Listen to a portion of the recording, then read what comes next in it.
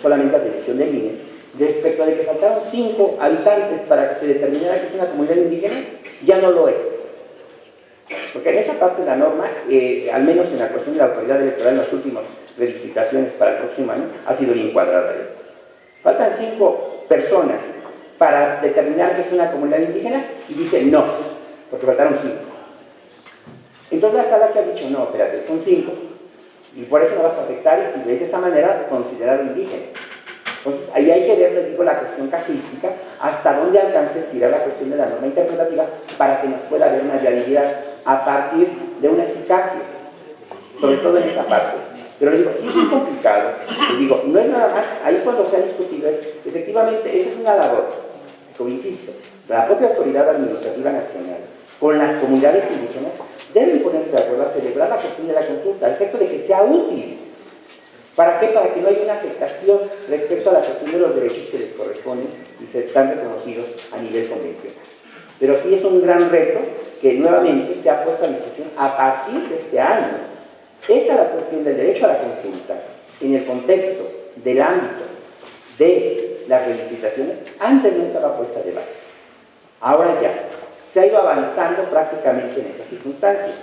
Ahora lo interesante es que los ejercicios nos vayan dando la cuestión de pautas para ir estableciendo parámetros objetivos respecto a esas consultas. ¿Sí? Pero sí, les digo, no es una labor tan simple en ese tema. Viene ahora la cuestión de este derecho de consulta, ¿sí? Deben efectuarse, lo dice el convenio, de buena fe y de una manera apropiada a las circunstancias, al contexto. Y aquí quiero recalcar una cuestión muy interesante respecto a lo de la sala superior. Si ustedes analizan las sentencias en la materia indígena, la sala superior analiza en cada caso el contexto. Yo recuerdo que hace como 2 años tuvimos un foro, los secretarios con algunas personas académicos, respecto a que posiblemente las sentencias, así nos lo decían, eran contradictorias en la materia electoral. Nosotros nos dimos a la tarea, por instrucciones de los magistrados, revisar absolutamente hasta hace 2 años o el año pasado, no recuerdo, eran cerca de 77 sentencias. Nunca encontramos una contradicción. No. Ojo, eran distintas los supuestos, las decisiones, a partir de un contexto. Insisto, ¿por qué? Porque cuando hablábamos de la universalidad del sufragio, en principio, ¿qué podríamos entender? Que tienen que votar todos, hombres y mujeres. Y en ese contexto hay muchos casos.